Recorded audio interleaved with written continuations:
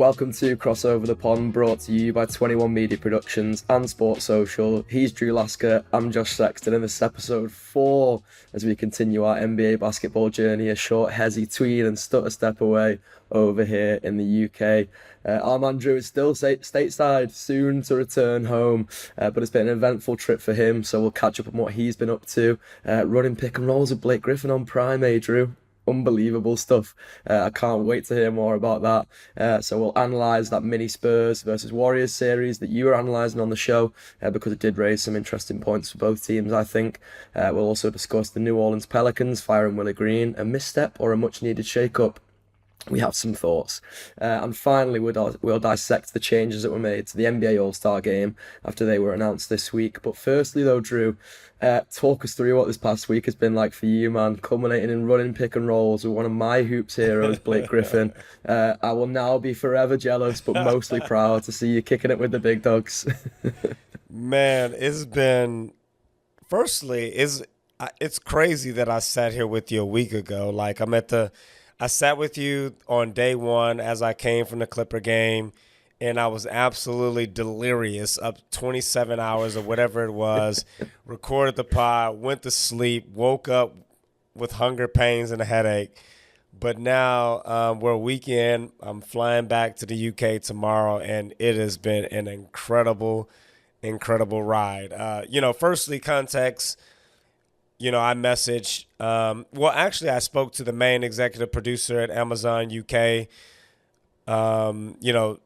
Sam Trusty there, and asked him, I said, hey, I'm going to LA. I'm going to be there for something else, but, just let me know if it's possible to kind of get into the Amazon studios, whatever. And didn't think anything of it, just kind of low key with it. He was, so from there, got connected with the guy here, John Hefner.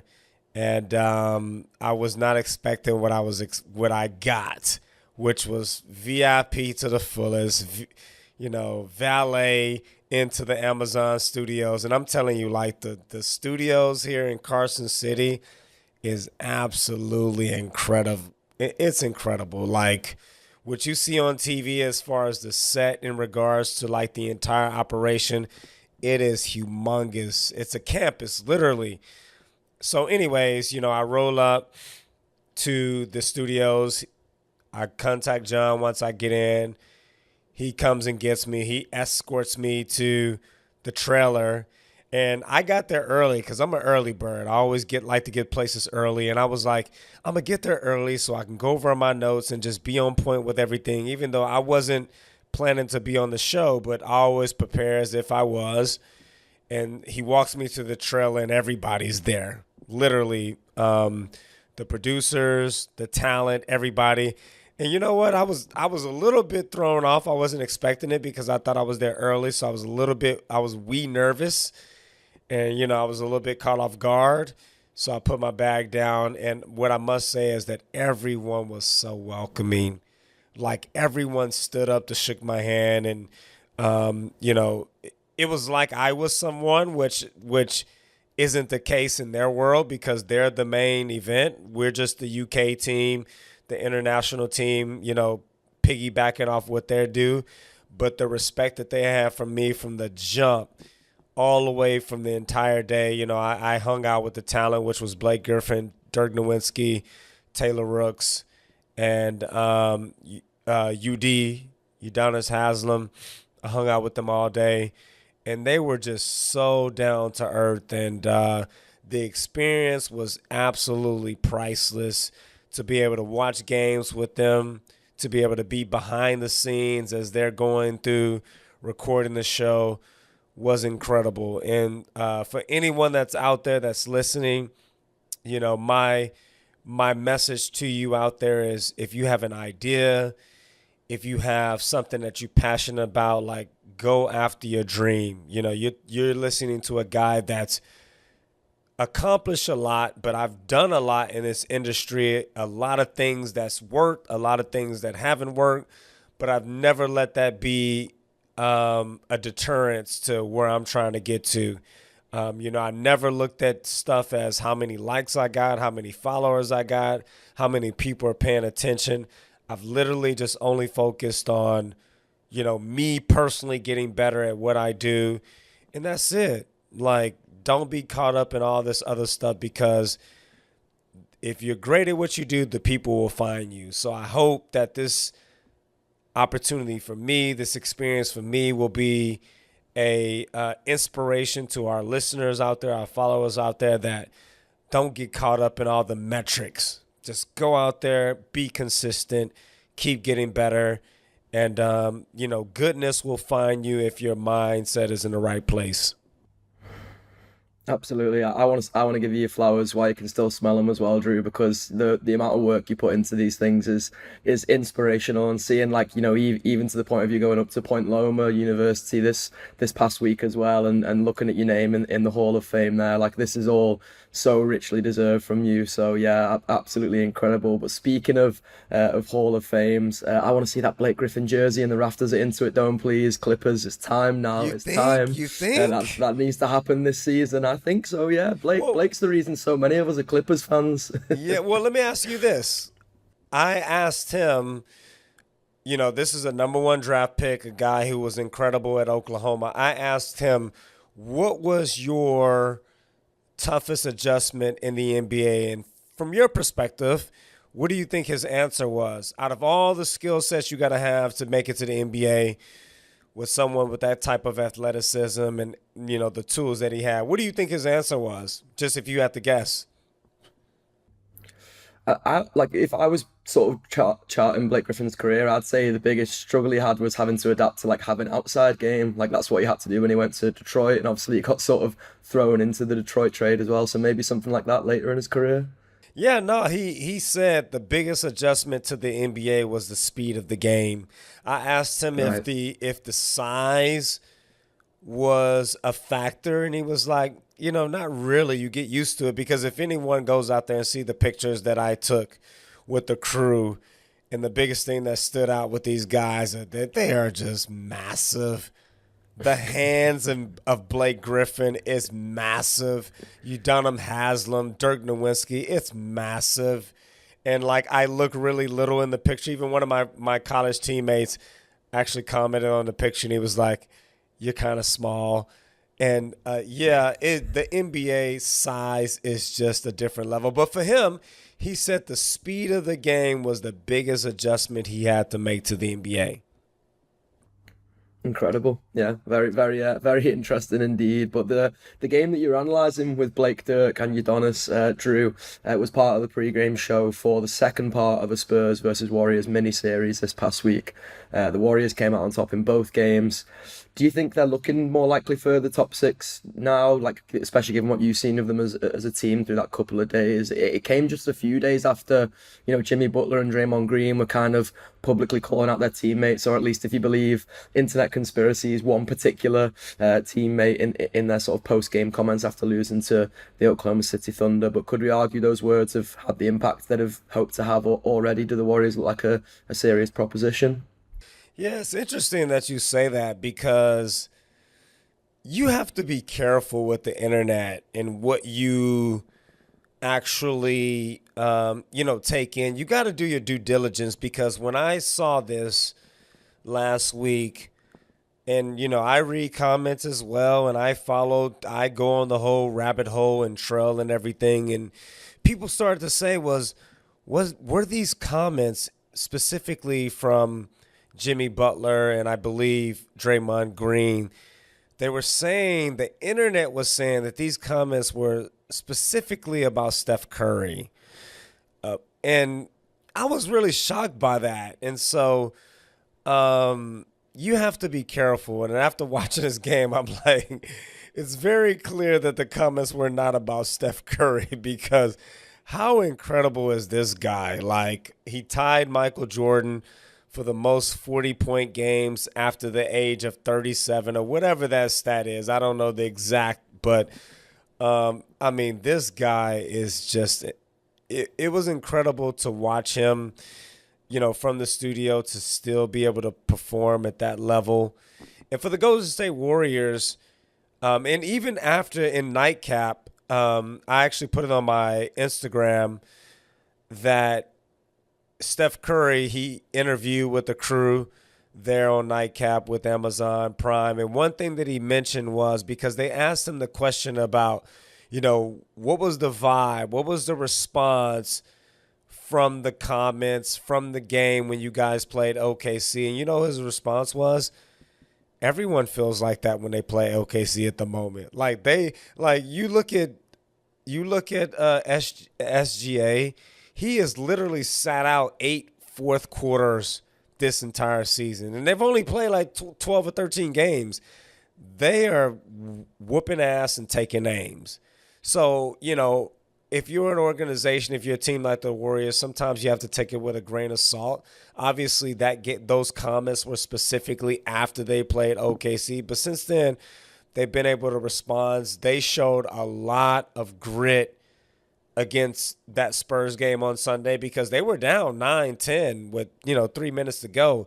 And for them to go on a 9-0 run or whatever it was to be able to come back and ultimately win the game was incredible. And that's championship caliber. And right now, if you look at the West, I don't know if you can say besides OKC has to be the favorite depending on, what they did last season. But there's 5 or 6 teams that you look at and you're like, if the stars align, if health is there, if they're rocking, you can easily see one of those teams lifting up the trophy at the end of the season. Oh, absolutely. Yeah, the West feels way too stacked for my brain to comprehend at this moment, given where the Clippers sit lowly in the Western Conference. But we'll forget the Clippers for a second. We've discussed them last week. We want to make sure we're covering all teams on this. So I want to look at the other side of that matchup, Drew, with the San Antonio Spurs, because they started the season on fire. But the Suns, who are now on fire, funnily enough, albeit if you see the Suns' little run of wins recently, you'll see that some of the teams in there are not quite so great. The Lakers and the Warriors have all managed to find cracks in the Spurs' armor so far. Are we seeing a team that is that good, but still at the early stage of its development? Like, do we think this is just a young team where the cracks are going to be there and they're going to be obvious in its early stage of development, or is this going to be a team that is just about to make it click now this season? Yeah, it's a team that's on the rise. If you look at the history of the NBA, you have to put an asterisk next to OKC because I believe I mentioned it here before, maybe on episode 1, that young teams don't win in the NBA. What OKC did last year is an anomaly. It's an aberration, but it's also due to a great team with Sam Presti of how he's been able to gobble up draft picks starting all the way back in the early 2000s. This situation started with the Rashard Lewis trade to OKC. I don't know if you've been following, but this is when Sam Presti has been able to, stack up these draft picks. So it's taken a lot of time for the Thunder to get to this point where they're being able to say that they're the champions. But typically in NBA history, veterans win. And if you look at the San Antonio Spurs roster, they're young. I mean, Wemby's only in his 3rd year. I mean, I would say to our listeners out there, name me 5 players off the Spurs off the top of your head without looking at your phone, and you would struggle. Obviously, they have De'Aaron Fox now, but you can put Fox in that same category as the young guys because he has, 1 year of playoff experience when they went toe-to-toe with the Golden State Warriors a couple of years ago, but during his time during Sacramento, he never made the playoffs. So this is new for him as well. And, when I look at that game against Golden State, I would say a lot of that was, I would have liked for them to put the ball in Wemby's hands, but obviously they put it in Fox's hands. And, he was horrible the last 2 or 3 minutes of that game. He settled for jump shots and he looked a step slow. And when you have hamstring injuries, you're always a little bit hesitant. You're talking to a guy that's dealt with it his whole career and myself.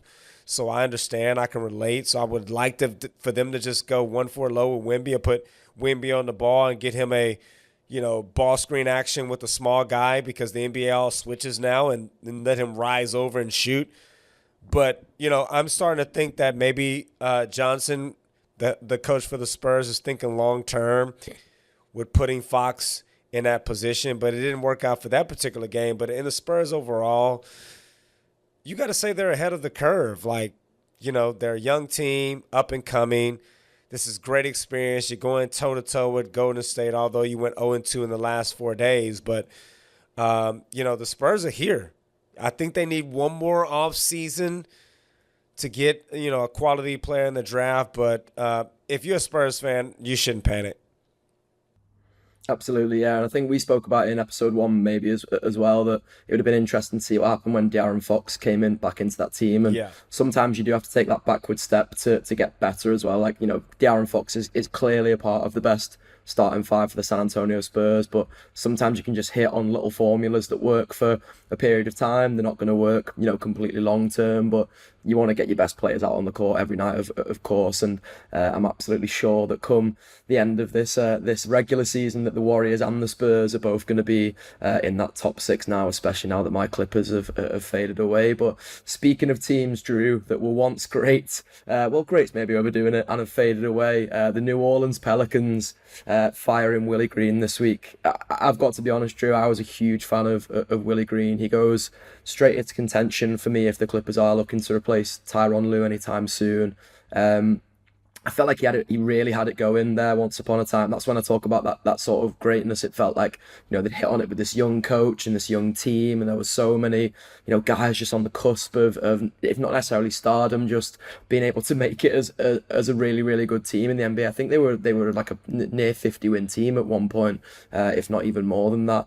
But the injuries to Zion, to DeJounte Murray and more, and some bad roster moves that I think probably put paid to David Griffin and his job at the back end of last season have left, Willie Green in particular with a really uphill task than what that job once looked. And I can't help but, survey the scene of that scenario now and just feel a little bit sorry for the way it went.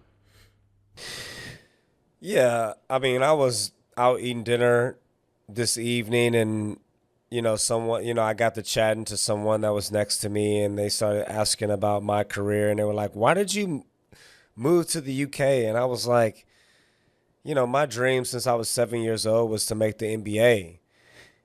And I mentioned to her, and I said, but do you know how difficult it is to get in the NBA? There's only 450 players in the world that makes the NBA, which is a different model from the soccer model because if you look in the UK, you have the Premier League, you have the Championship, League Two, League One, and those are all leagues underneath the Premiership where you can make a great living. You can make $3,000 a week, playing in League One. So, there's a model there that if you don't make the big leagues, that you can still have a life for yourself. And what I was, explaining to this lady that, back then you have the G League now, but back when I was graduating college, it was the NBA or nothing else, literally. So Europe was my only option. And I say that because not only is it difficult for players, it's difficult for coaches as well. There's only 30 coaches in the entire world, 30, that you get to say you're an NBA coach. So, someone like Willie Green, it's a tough situation because not only are you one of 30, but you're one of maybe 25 who are a revolving door. If you look at the landscape of coaching in the NBA, there's probably only 3 or 4 guys you can name off that you would say, okay, their job is secure. Everyone else, no. Like, you get off to a bad start or the star player isn't happy with you, you're gone. And it's unfortunate what happened with Willie Green. And we got to give context as well, Josh, because there's a new GM with New Orleans. Joe Dumars is in charge. A guy who obviously won a championship with the Detroit Pistons as a GM. So he has a resume. And one thing that we know about GMs in the NBA, and you can even go in the NFL as well, is that they like their own guys. And Willie Green wasn't a Joe Dumars guy. It wasn't his own hire.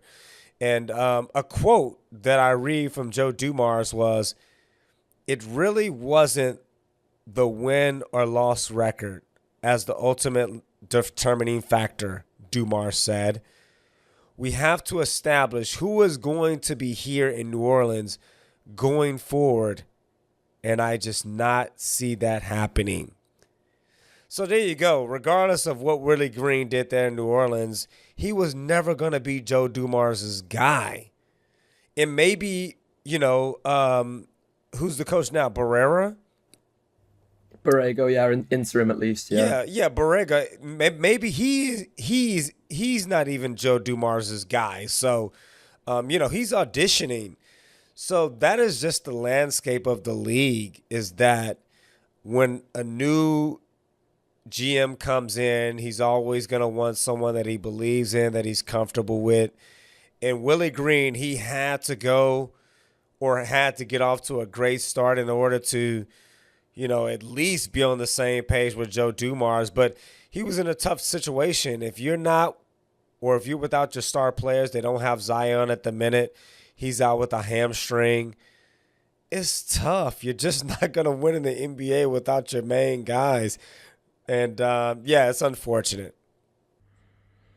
Yeah, I'm interested to see where they go next now, because there's still a lot of talent on that roster. But you mentioned the health questions, especially around Zion. They just aren't going anywhere. I sort of wonder if it's become too tough a job for anybody with the way that roster is currently made up. And yeah, I have to question, sort of separate to Joe Dumars, because obviously it's kind of a new era under him, but can the higher ups within that organization even be trusted to make the right moves? I look at that Brandon Ingram trade now, and Brandon Ingram is the top scorer for the Toronto Raptors, who are having a good little time of it at the moment over in the East. And I wouldn't have said he could have been a star on that Pelicans roster by any stretch of the imagination. I don't think he can be a star on the Toronto Raptors roster either. But they traded him for Bruce Brown, who's now on the Denver Nuggets, for Kelly Olynyk, who's now on the San Antonio Spurs, for a first round pick and a second round pick. And I just look back at that and wonder whether that was the right move for the Pels.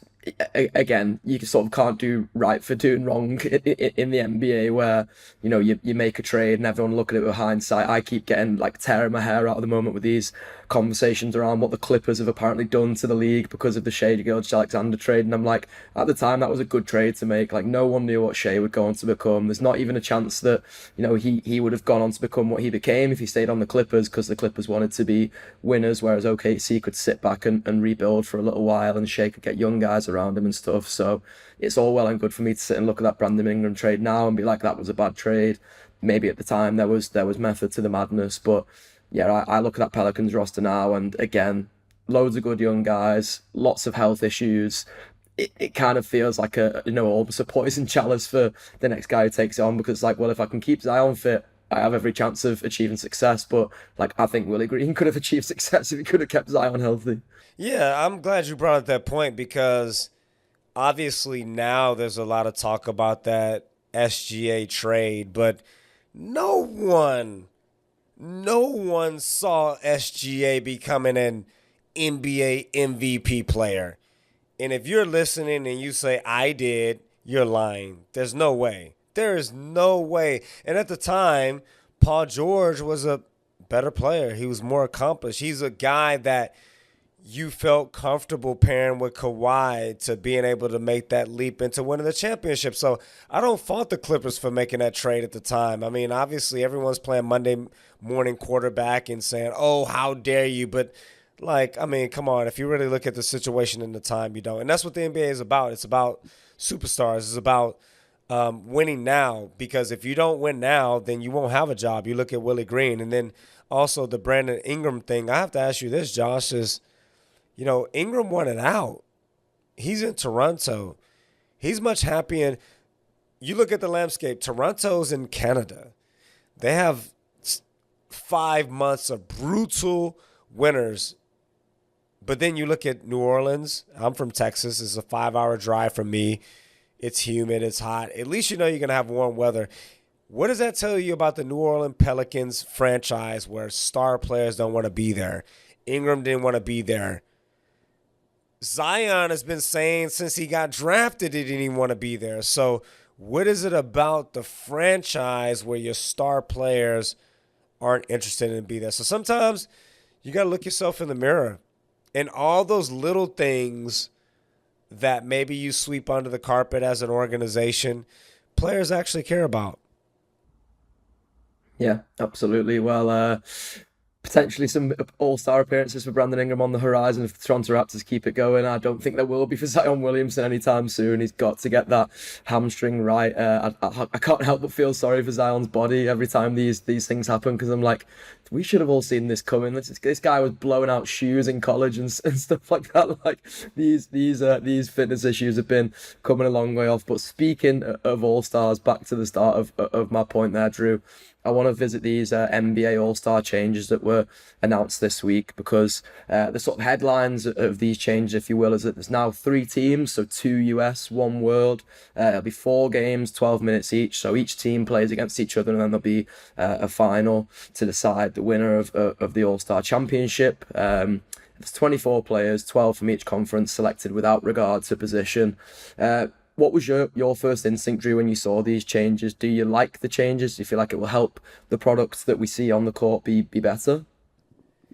It's tough for me because I respect the NBA for continuing to experiment, because if it doesn't work, it doesn't work, and you have to keep trying. And it's very easy to be like, no, our way is going to work and we're just going to stick with it. So I admire the NBA for the changes, but at this point for me, with it being year 4 of a different format for the All-Star game, it's just gimmicky.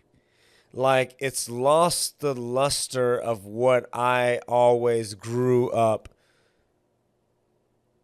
with the NBA when it was All-Star. It was about the best players in the world get to take the court. Let's see who's really the best. Because in the 90s and early 2000s, like, these guys were playing hard because they had the mentality of, okay, I'm in an environment with the 24 best players in the NBA. I want to prove that I'm the head honcho. And over time, as the contracts got inflated and money got risen, guys started to look after their brand. They started looking after their body and the contracts in the future. And, it's hard to argue that point with them, because it is, you got to make your coins. But the competition aspect of it was lost. And so now we're here. This is why, Adam Silver is continuing to push the envelope to try different things. And for me, it's tough, because we said, okay, let's do European versus American, and now we'll get guys inspired and motivated. But with this new format, Josh, my question to you is, it's great, but what if the Europeans don't make it to the final? Then what? Like, and that's the thing. Like, how many Europeans are they gonna have to crowbar to make sure that they can make up that team? There's so many questions around this. It feels like. yeah, and something funny on another podcast that I forget his name. He actually played for the Rockets for a little bit. Chandler Parsons on his show. He actually mentioned that, who's gonna come and watch. It slips my mind right now. The kid from Australia that's balling for the Bulls. You would know. You're a Bulls advocate. What's his name? Buzelis? No, not Buzelis. Yeah. The other kid from Australia. Oh, Giddy. Yeah, Giddy. So he was like, who's really, really gonna buy tickets to come watch Josh Giddey come play on an All-Star? And even though Josh Giddey's having an amazing year, I don't know if it's All-Star level just yet, but it's definitely European team level. But that's the point, is that you've the All-Star game was always like a prestige, the best of the best. And to make this model fit, it's tough. I really hope it works out, and I hope the NBA finds a solution, because we've had this conversation the last 4 years now. And if this doesn't work, Josh, I'm unsure what you do. If this doesn't work, what do you do next? And that's the question, and I think me and you have had this conversation before, possibly on the Anfield Wrap when we did the show with Mo Stewart there. Like, there's an argument to say that the NBA should have just never touched this, should have just let it be what it was. People would always complain about it, but you could almost stop people complaining by being like, well, if you don't like it, just don't watch it. And I don't know what sort of viewership the NBA All Star Game gets now, but the people who wanted to see changes to the All Star Game seem to be the same ones that then complain whenever there are changes. And I think me and you, Drew, sort of sat back and were like, this is just what it is. Like the guys are not going to want to compete hard in this because it's in the middle of a taxing season. It's an 82 game season anyway, and there's a good chunk of the players in the NBA Players Association that wants there to be less games anyway. So the idea that you then throw in this one exhibition game where there's travel involved, it's all different players. You're not just on your teams. You're not with your normal trainers and stuff like that for the week building up to this. And then you have to go and compete on this big stage where it's all flashy dunks and all these kind of things that like these things hurt. Like it hurts to be pulling out like windmills and stuff like that. It hurts your knees, it hurts your arms.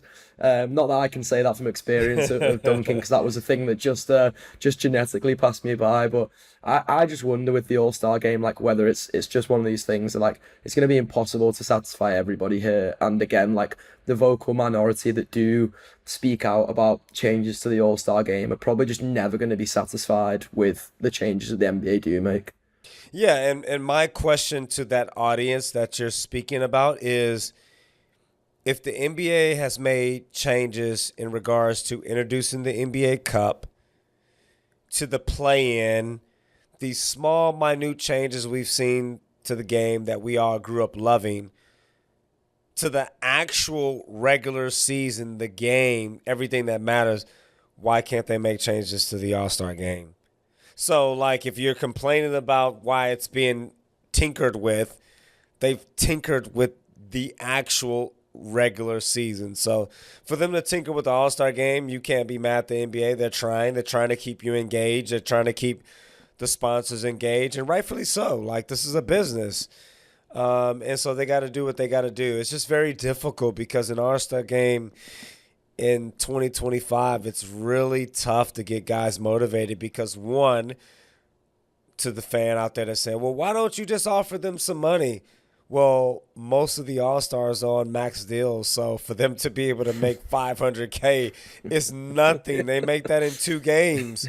So it's, if money isn't the motivation, competition is the only motivation. If you can't get motivated for competition, then there's nothing else you can put in place to make it work. So it just is what it is. It's one of those things that I just think now in today's landscape, it's just going to be what it is. And so, yeah, you can't be mad at the NBA. You can't be mad at the players, because if I'm a player, why would I want to get hurt if I got a $250 million contract on the horizon?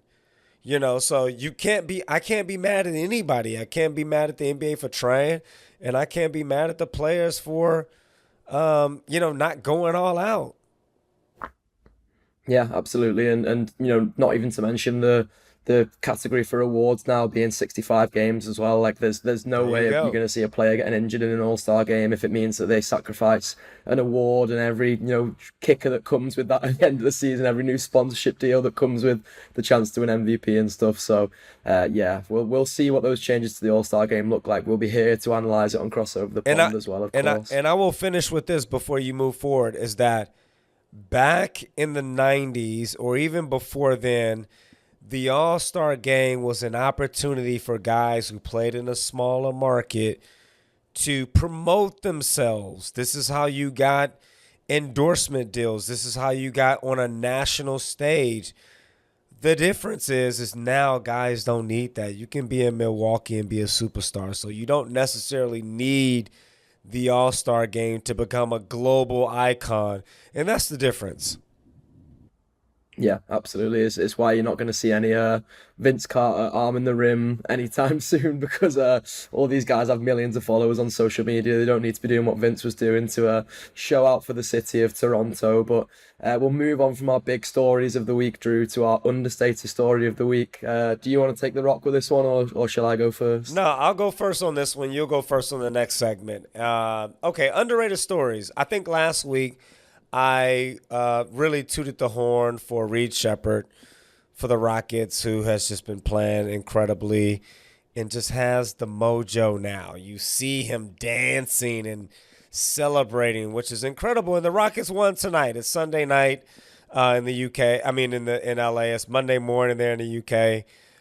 So NBA games is just wrapping up, and the Rockets keep it going. And Reed Shepherd is continuing to see his confidence rise. But this week, I'm going to surprise you, Josh, of my underrated story of the week, because I know how down you've been about your Clippers and how sad you've been.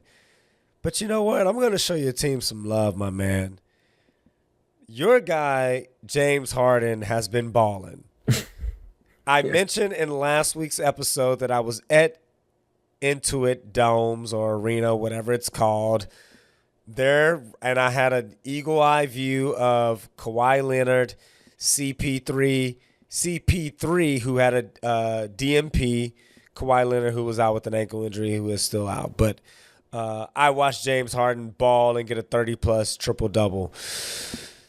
In the 7 games since Kawhi has been out, your guy James Harden is averaging 30 points, 9 assists, 7 rebounds, even in the Dallas game on Friday, and I called it, hit a game winner, but it was obviously called off because of the replay goaltending.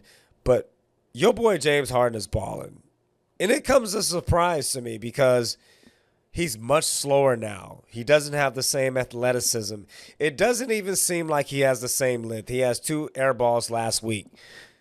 But he's getting it done. I mean, I don't care where you are in your career. If you can average 30 points in the NBA, damn near a triple-double over a big sample size, 7 games is a large sample size, you're doing your thing. So it's time that we give James Harden his flowers. Those flowers you gave to me, Josh, I'm going to sniff it, and I'm going to pass it along to James Harden because Harden is balling, just like he did in Houston. Absolutely, yeah. Shout out to James. He's a homer on this podcast because we've got Houston and a LA Clippers connection. I can't dispute anything you've said there with James. I was bowled over by the things that I saw from him when I was at Intuit Dome last season as well. Like that level of just like one speed basketballs. Like he can at any point drag the game down to his level and his speed. And I think that's the thing that's prolonged his career is he doesn't need to have that athleticism. He doesn't even need to have the lift on 99% of occasions. Crazy. The biggest question with James is always going to be in the postseason, of course, and we've seen more disappointing postseason performances from James, but he might not even have to worry about that this season. So we can move on from talking about James in the postseason possibly, and we'll move on to talk about my understated story, Drew. I've kind of teased it a couple of times already, so you probably knew it was coming, but a good team is breaking out of not a whole lot in Toronto, so I wanted to give them some flowers too this week. They've beaten the Bucks recently. They've beaten the Cavs twice already. They've beaten the Hawks twice already, who look like a kind of a hot mess, but the Hawks are putting it together at the moment, so who knows? 5 in a row. And Scotty Barnes is having himself a very, very efficient year with the Toronto Raptors. He's on 50, 40, 80 scoring so far. Wow. Looking more like the prototypes that were given to him coming out of college, 19 points per game. Scotty is really hooping out there in Toronto. So possibly becoming the player that we all hoped he'd be coming out of the draft. He did have a bit of a second year slump, and it feels like he never fully recovered from that really. But maybe this season is finally the season for Scotty to really break back through and to make it look good out there in Toronto, because we need that second coming of a Vince Carter star there. We had Kawhi Leonard go on a little loan spell there, get them a championship, do great things for the city of Toronto, but I want to see some homegrown talent out there in Toronto put on for Canada, because as you know, when you've heard me speak on this podcast, Drew, I don't just want it to all be about the United States. I want to see European guys come into the fore. I want to see Josh Giddey in that All-Star game. don't rob me of that. Okay. Would you pay $300 to watch Josh Giddey play in the All-Star game? I'll just go with media, don't worry. Exactly. You're not paying for it if you get the free ticket. Of course you're going, but my point. Yeah, no, I'll pay to see Scotty Barnes. Let's say that because Scotty Barnes is hooping out there in Toronto. Toronto are putting it together at the moment, and the East is so wide open that there's a genuine chance that any team at the moment, like I said for the Bulls, but they have fallen off a little bit in recent times. But it feels like there's a chance for any good young team with talent on the roster to be able to put a run together to get themselves up there in that top six, or even just a play in gives you a good chance of going deep in the East this year because of how wide open that is. So yeah, if you look at that starting five out there in Toronto, there's some really good talent in there. So yeah, there could be some more big things to come from them. But we'll move on to our bold predictions. Andrew, the Dallas Mavericks let you down so badly last week. It was a really bold prediction. I respected it a lot because we'd really picked the bones out of the Dallas Mavericks. We were like vultures on what felt like a dead corpse of a franchise for most of that episode, and then you swooped in at the end to say, hey, the Dallas Mavericks aren't dead yet. Don't shovel dirt on them. There's a chance they go 3-0 with some tough games this week because they need to get themselves up for something. But that resurgence doesn't seem to be coming anytime soon. Dallas look like they may just be dead in the water. And you said about me being a little bit down on my Clippers, Drew. Unfortunately, they have been letting me down again this week, even if James Harden hasn't. There is no resurgence in sight. They lost to that young Boston Celtics team last night as well, albeit it's a Boston Celtics team still with Jaylen Brown and Derek White at the top of that roster. But, some youth throughout that with Jason Tatum still sidelined. But they did let Jokic score 55. So my prediction for the week came true. My 50-point performance from Nikola Jokic came true. So in the spirit of me just predicting 50-point games from players who have not yet got 50-point games this season, Drew, my bold prediction is staying in that area this week. I'm going to predict that Devin Booker joins the 50-point scorers this week because we're basically seeing the Devin Booker and the Phoenix Suns of old where, they're capable of putting runs together. They're capable of blowing guys off the court on any given night because they can put up 130 points, something like that, behind a big Devin Booker performance. But similar to Nikola Jokic, once again, Devin Booker's not in that top 25 scorers this season, remarkably. Somehow he doesn't have in the top 25 of season highs yet. So I'm going to put a prediction. I'm not going to put a game on it because there's a couple of games this week I think it could probably happen. The Portland Trail Blazers is the one that I've particularly got my eye on because that feels like one where that's a team that can allow a lot of points on any given night. So I'll kind of hang my hat half on that. But I'm just going to say that my bold prediction this week is that we're about to see a Devin Booker 50-point performance. What do you think about my prediction, Drew, and what's yours for the week? I'm just laughing because I'm looking at you and your whole aura and you got like that Beyonce song. I'm feeling myself. Feeling myself. I'm feeling my you real now you're like, yeah. I'm a legit NBA analyst. That's the title that I'm giving you. This is my NBA hot take heat check. I'm just shot from deeper. I mean, the fact that you actually called it and you landed it is pretty incredible. I mean, for context, listeners, he did text me and say, yeah, that prediction came through, by the way, just to let me know that that was like me leaving the finish up there and looking over at Drew on the bench, just going, yeah, that went in, that went in. Yeah, he was like, yeah, you might be sat there with Dirk Nowitzki and Blake Griffin, but by the way, my prediction came through. That was, hey, you nailed that. I ain't gonna lie, that was a great prediction, and just to see Tyrone's Lou's comments of the strategy. Which is a great strategy. Don't let the others beat us. But I didn't think he was going to score 55. So, he might be on the hot seat moving forward. We'll see. But, that was a great call, my man. I got to give you props for that as well. Devin Booker, I mean, who else is he going to compete with? I mean, he's getting all the shots, and he's going to score 50 eventually this week. Let's see if you can keep the ball rolling there. I'm going to go with a little bit more conservative, bold prediction, even though the bold predictions are all capitalized in our running order. But, I'm 0 for 3 for now, so I got to go with something more realistic. And so my bold prediction of the week is going to go with the freshman, the rookie out east with Charlotte, Knuppel. If you haven't heard of him, go do your research. He is straight up balling at the moment. And right now they have Cooper Flagg number 1 on the Kia rookie MVP ladder. But that is all for show and for name, because right now Knuppel should be number 1. He is absolutely killing it. He is looking like a veteran there on a squad with an organization that we can all say that's been, I don't know if dysfunctional is the right word, but they haven't won. The Hornets have never been in the playoffs, probably before you were born, you 14-year-old listener. But, I'm looking at their 4 games coming up. They got the Raptors on Monday away, Pacers away on Wednesday. They're home to your Clippers on Saturday. And then they got the Hawks on Sunday. So my bold prediction is the rookie will be the leading scorer over the next 4 games, and he will propel himself to the top of the Kia rookie MVP ladder.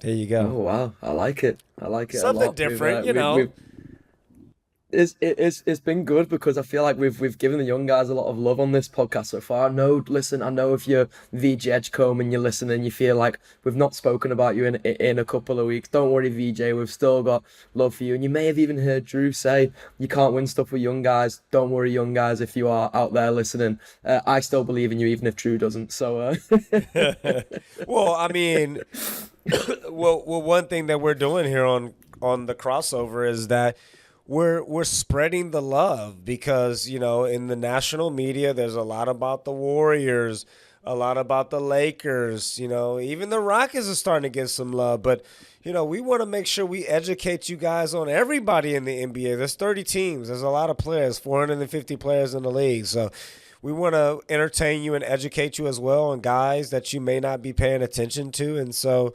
that's when Knuppel comes into play, because he is not a guy you're going to spend $300 to go watching an all-star game, Josh. And so, we're informing our listeners. Absolutely. Hope we're always informing our listeners, and thank you for the support so far. If you have been listening, if you have been enjoying this podcast, make sure you leave us a nice review. 5 stars would be fantastic. We want to keep going up those podcast charts. We want to come and beat the big boys. We're coming for the big boys. You've seen Drew playing pick and roll with Blake Griffin. I want to be yamming on Blake Griffin's head in the podcast world. I want to be dunking right over him. I want to be fading away from Dirk Nowitzki in the post and taking down UD off the dribble. That's where me and Drew want to be. We want to be right up there with the big boys. But that's going to be it from me this week. All that's left for me to say is, Drew, lead us out. Once again, ladies and gentlemen, we appreciate all you guys out there tuning in to the pod. We are dedicated to you. Right now, it's 7 a.m. in the UK. Josh has gotten up for me to record, and it's midnight here in LA, and this is my dedication to you. We are gonna make it happen on a weekly basis to keep you up to date, because the NBA, if you haven't learned by now, that is, if you take your eye off the ball for 2 or 3 days, you will be lost in the sauce. The games are coming thick and fast, and so our job is just to keep you in the loop if you can't keep up with everything on a day-to-day basis. And so make sure you go and leave that 5-star review, and go subscribe, and even leave a comment. And until then, we will see you guys next week, and you never know what will happen then. It might be a story about your favorite team. But until then, have a great week, ladies and gentlemen. We'll see you next week. Peace out.